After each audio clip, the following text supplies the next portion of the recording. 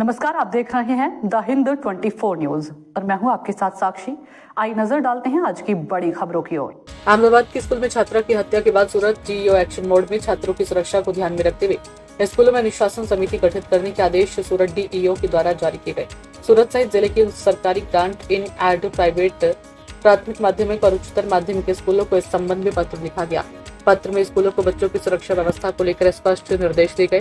सभी स्कूलों को अपने यहाँ पढ़ने वाले विद्यार्थियों की सुरक्षा सुनिश्चित करने के लिए आवश्यक कदम उठाने होंगे। सूरत शहर અને જિલ્લાની શાળાઓ માટે તારીખ 21 ઓગસ્ટ 2025ના રોજ એક પરિપત્ર બહાર પાડવામાં આવ્યો છે કે જે શાળાઓની અંદર શાળાના આચાર્ય, શાળાના શિક્ષકો, શાળાના વાલીઓ અને વિદ્યાર્થીઓને તકેદારીના ભાગરૂપે એની અંદર સૂચનાઓ તમામ આપવામાં આવી છે। વિદ્યાર્થીઓની સુરક્ષાને ધ્યાનમાં રાખી સ્કૂલ સેફ્ટી પોલિસી 2016ને ધ્યાનમાં રાખી આ પત્ર બહાર કરવામાં આવ્યો છે।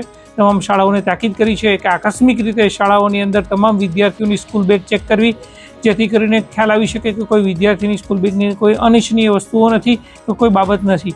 તે બાબતની તકેદારી રાખવા માટે પણ જણાવ્યું છે। અને આ ઉપરાંત જ્યારે વાલી મિટિંગ થતી હોય ત્યારે વાલીઓને પણ આ બાબતે જાણ કરવામાં આવે કે વિદ્યાર્થીઓ જ્યારે શાળાએ આવે છે ત્યારે શાળાઓની અંદર આવતા પહેલાં સ્કૂલ બેગની પણ ચકાસણી કરવી। જો વિદ્યાર્થીની સ્કૂલ બેગની અંદરથી કોઈપણ પ્રકારની આવી વસ્તુઓ જાણવા મળશે તો વાલી અને વિદ્યાર્થીઓને સાયકોલોજીસ્ટ પાસે એ બાબતે કાઉન્સેલિંગ કરવામાં આવશે। અને આ ઉપરાંત જો બાળકમાં સુધારો નહીં દેખાય તો શાળાની અંદરથી વિદ્યાર્થીઓને શાળાનું એલસી આપવા દેવા સુધીની કડકમાં કડક કાર્યવાહી કરવા માટેની પણ સૂચનાઓ આપવામાં આવશે। જો કોઈ શાળાની અંદરથી વિદ્યાર્થીઓ પાસેથી અનિચ્છનીય સાધનો અથવા તો અનિચ્છનીય વસ્તુઓ જો મળશે તે બાબતે જરૂર પડશે તો પોલીસ કમિશનર કચેરીનો સંપર્ક કરી, પોલીસ વિભાગનો સંપર્ક કરીને પણ વિદ્યાર્થીઓને આ બાબતે અવેર કરવામાં આવશે। એ વસ્તુઓ ક્યાંથી મેળવી છે એ બાબતે પણ કડકમાં કડક કાર્યવાહી કરવામાં આવશે। देखते रहिए द हिंद 24 न्यूज।